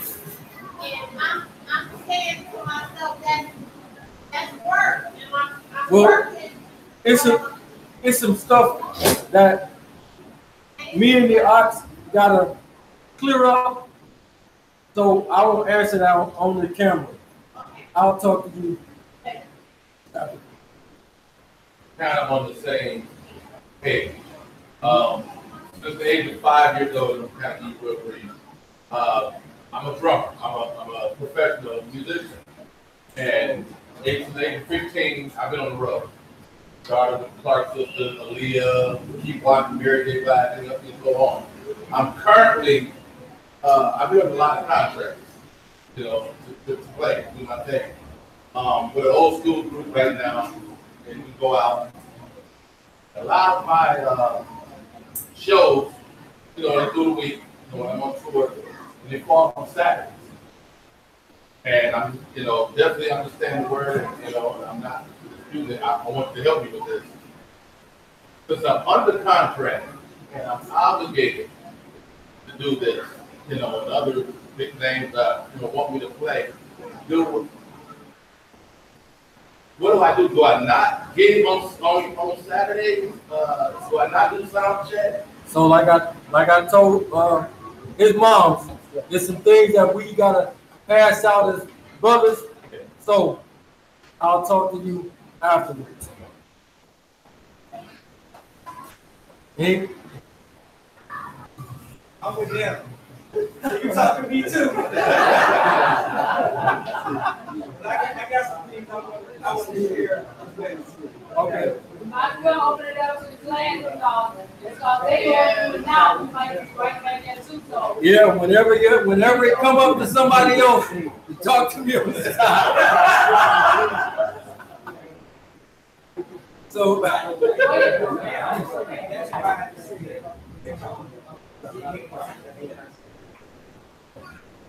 Go ahead, you got something? Yeah, I did. A lot of what you said, I understand is the word of the law, but the spirit of the law got to be taken into consideration too. So I understand when you say you got to converse and talk about things. You just can't say it. You have it, let it cover everything. Because every individual situation is different. Absolutely. And you have to deal with it individually sometimes. Right. But the letter of the law is the law. But it's also the spirit. That's what I was talking about. Spirit. I agree.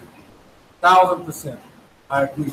Like I said, it was it's stuff in here, like the Shabbat, I didn't really go into.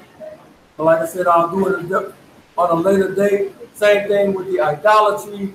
I got a whole bunch of stuff on that. So, and I wouldn't be able to actually do the rest of it if I actually covered it in here, because it's hours worth of stuff. So that's why I only hit them things kind of light. I wanted to get through all of them.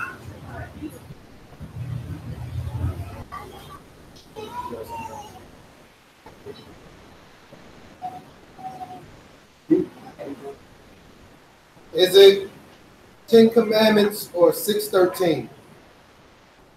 You have the 10 Commandments, and then you have the 600 plus laws. They are individual, but they actually still coincide with each other. So, like B was just saying, you got laws, statutes, commandments, judgments, right? Ordinances.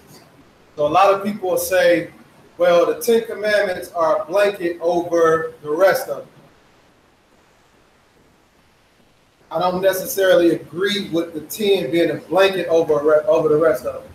The 10 are what they are, right?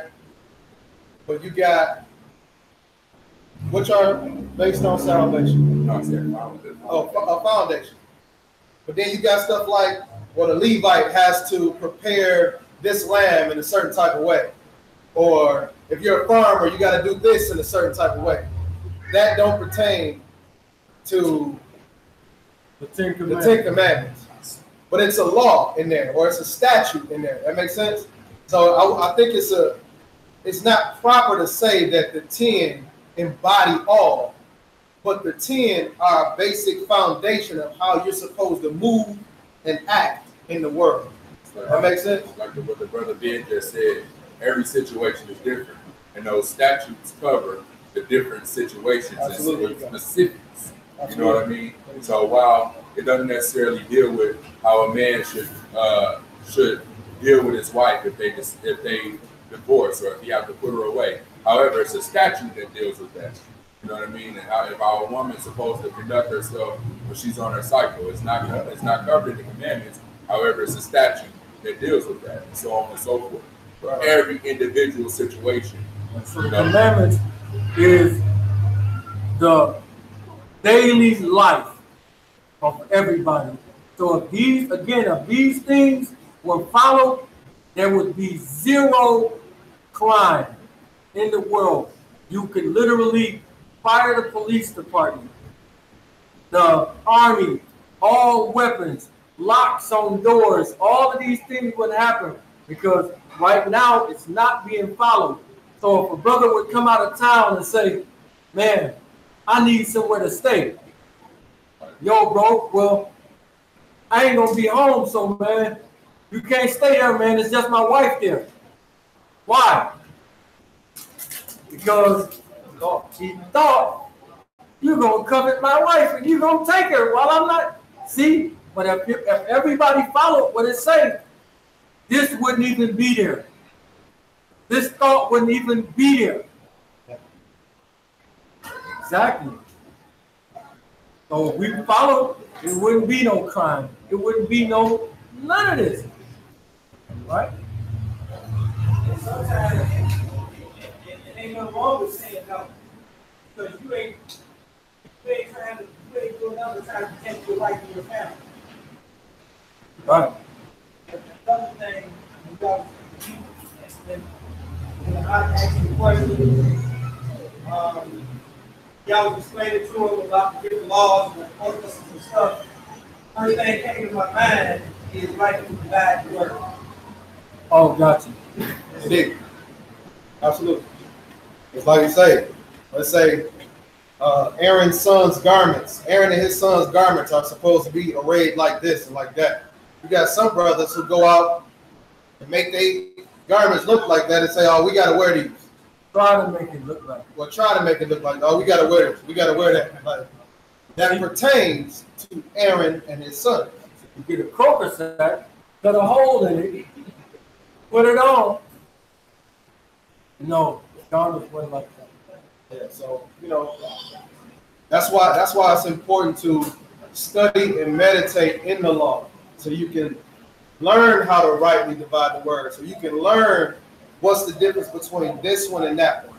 This one and that one. Okay, this don't apply to me because I'm not a farmer. So I don't have to do this. You get what I'm saying? Or this don't apply to me because I'm not a priest. So I don't have to do this. This don't apply. You know what I mean? That's why it's good to study and meditate in the law. Because all you're doing is getting to know the Most High one. You know what I'm saying? Now you can decipher between, all right, he meant this for this. He meant this for this. Instead of trying to jam everything up in one section. So you have a person that try to simplify it to do the opposite. They'll say, nobody can do those 600 and some odd laws. They want to simplify it in they group everything together and they make it seem like nobody can do it because there's so many. But however, like Trav just said, certain things apply to certain areas. So if you don't understand that, you'll say, oh, it's too much. Nobody can do all that. but you really don't know. You heard that someplace else. You never really dug into it to learn it for yourself to see what applies and what does not apply. Right? Just like we did a couple of weeks. I told you when you're studying, you got to know who's talking and who he's talking to. So a lot of the laws start off with he say, and speak unto Moses and to Aaron. Right? So that ain't for everybody. But then he also say, Moses, speak to the children of Israel. That's talking about everybody. Right? So you gotta go in and know who's speaking, who he's talking to, all these things. Yeah. Some commandments is specific for the priest. Some is specific for kings. Some is for everybody. Some is just for the woman who's on her cycle. All these different things, and all those things that wouldn't apply to everybody. Everybody good? All right, let's pray out. How about you? What do you think? How you feel? Yes. I forgot your name. I'm sorry. Interesting. Was there anything that in particular that stood out, or any questions that you still have, or anything that you're like still not clear on? Names. Gotcha. Okay. So of course, the Bible, you understand, was not written in English, right? Originally written in Hebrew. So when we're talking about the name of the Most High, and the name is certain English words are pagan in origin. And so we don't use those words. We use the Hebrew word in place of those words. And so those are easy, like quick little, what was that? What is Shamayim? It means heaven. You know what I mean? It's the word that they translate into heaven in English. And the name of the Most High. You ever seen a Y, an H, the W, and the H? You ever seen that as far as the representation of it? We'll talk about it after. I'll show you something. And you got a Bible with you? Okay, I'll show you in the Bible. I'll show you in the Bible where they tell you that they've replaced, like anywhere you see in the Bible, capital L, capital O, capital R, capital D, they replace the Most High's name with Lord in all caps, or God in all caps. So and it tell you right there in your Bible, like this is what we did. Okay, all right, and we talk about it. All right, let's go ahead and pray out.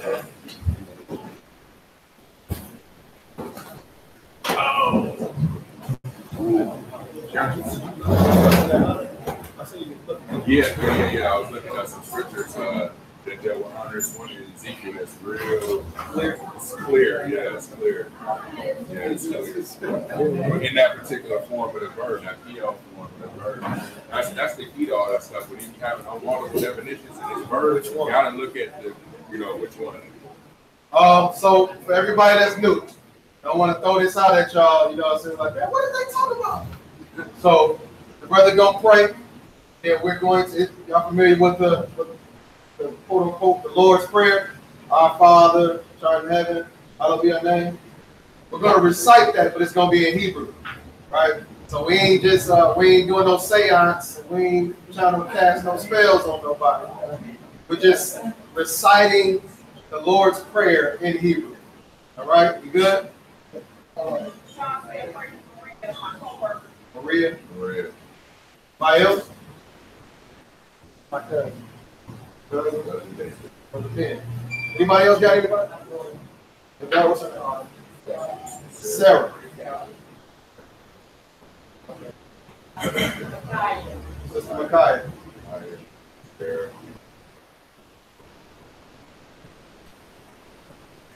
Father, y'all, we thank you for your word that went forth, Father. We thank you for the clarification and the understanding on your commandments, Father, understanding that they are the basis and the foundation for life, Father.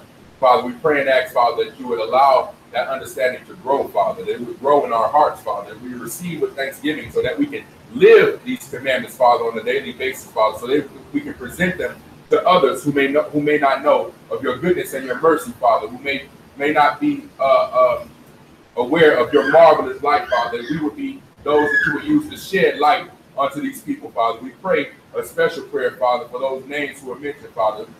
Sister Maria, Brother Ben, Sister Sarah, and Sister Micaiah, Father, and also to Sister Tawana and the Reese family, Father, that you would look upon these people, Father, and see their needs, Father. Look past their faults, Father, and understand what it is that they may need, Father, in this hour, be it an hour of grief or an hour of sorrow, or an hour of pain, or an hour, Father, where they may need to be uplifted, Father.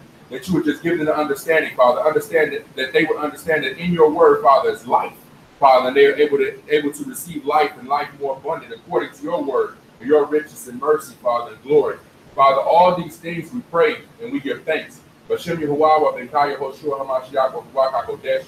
So be it. So be it. Abinu Shabbat Shemayim. Abinu Shabbat Shemayim. Ikadosh. Ikadosh. Shenka. Shenka. Tabo. Tabo. Malkutka. Malkutka. Yeah, I say. Yeah, I say. Ratzonka. Ratzonka. Ba'aretz. Ba'aretz. Kasher. Kasher. Nasha. Nasha. Bashmaim. Bashmaim. Tein Lanu. Tein Lanu. Hayom. Hayom. Likin. Likin. Ikanu. Ikanu. Usla. Usla. Lanu. Lanu. Eight. Eight. Ashmatenu. Ashmatenu. Kasher. Kasher. Sukin. Sukin. Anaknu. Anaknu. Lasher. Lasher. Ashmu. Ashmu. Lanu. Lanu. Wa'al. Wa'al. Tabinu. Tabinu. Lede. Lede. Masa. Masa. Ki. Ki. E. Hatsulanu. Hatsulanu. Mi. Mi. Hara. Hara. Ki. Ki. Laka. Laka. Amam Laka. Amam Laka. Wahagi Bora. Wahagi Bora. Wahati Pere. Wahati Pere. Lome. Lome. Ulami. Ulami. So be it. So be it. Hallelujah. Before y'all disperse real quick, there's a couple announcements that y'all do real quick. Before we shut the camera down. So I want to keep everybody's mind that the gathering is approaching. August the 17th through the 19th, all 3 days. So that's approaching. We want to try to get the money in for that as soon as possible. And if you would like a shirt for the gathering, we would like to get that in as soon as possible. At least get the order. If you don't have the money right now, that's cool. We want to at least take the order. But anybody who wants a shirt, you can still order them. If you come in, please come. Everybody's invited. Feel free to come out. I wanted to definitely make sure I mentioned that to everybody. Am I missing anything, Trav? Anything else? We was talking about, just to keep in mind, we were all talking about getting a room at the hotel just to make it easier for everybody. I don't know, was this still on the table? Trying to get a room up there? Yeah, if you like to. It's not mandatory. Just, you know what I'm saying, to make it easier. Y'all know how we do on our Friday nights of the gathering and be late. You know what I'm saying? So to help you get to service that next morning,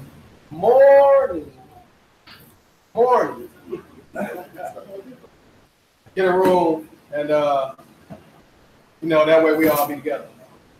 I got a question.